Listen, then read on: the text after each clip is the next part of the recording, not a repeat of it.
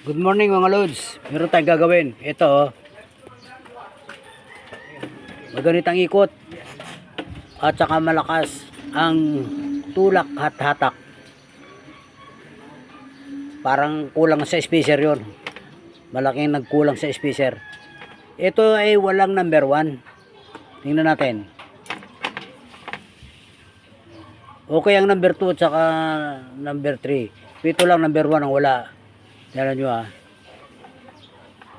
Walang deflect. Walang deflect ang tester natin. Dito tayo sa number 2. Ayan. Meron.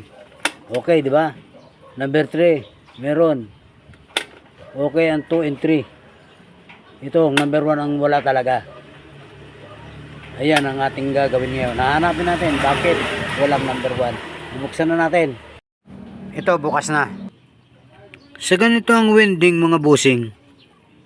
Ito, gasgas na eh. Alloy siya, alloy. Wala nang number 1 ito, itong motor na to. Para sa akin ito, palit motor. Kaso ayaw pumayag ng may-ari at okay daw naman yung number 2 at saka number 3 lang ang aandar.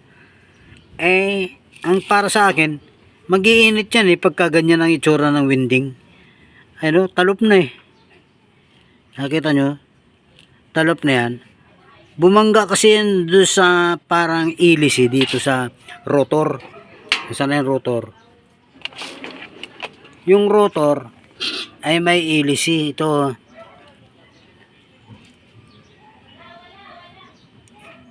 Itong paikot na ito. Yan siyang bumangga dito sa winding na to. May purpose din ito eh. Kasi ito ang nagpapalamig sa loob ng winding eh.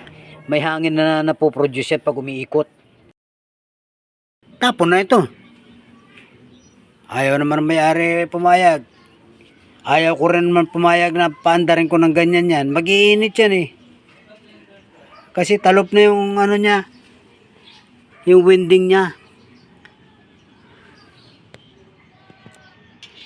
Talop yan eh. Dito sa kabila. Dito.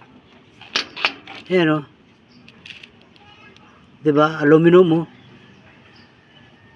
Ayan o. May number 2 at saka 3. Eh, gusto po obrahin ng may-ari. Eh, ayoko naman. Hindi kami nagkakasundo. So, stop ang gawa nito. Para sa akin, tapon nito kung ganun. Hindi ko ito gagamitin. Kung halimbawa paandarin ko gamit lang 2 and 3. Wala naman yung number 1. At pagkatapos ganyan merong talop na ano, may talop na winding. May arcing yan pag umandar at magkukos ng heat. Hindi pwede para sa akin.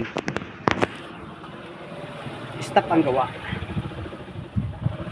Stop mga loads. Hindi ko nagagawin.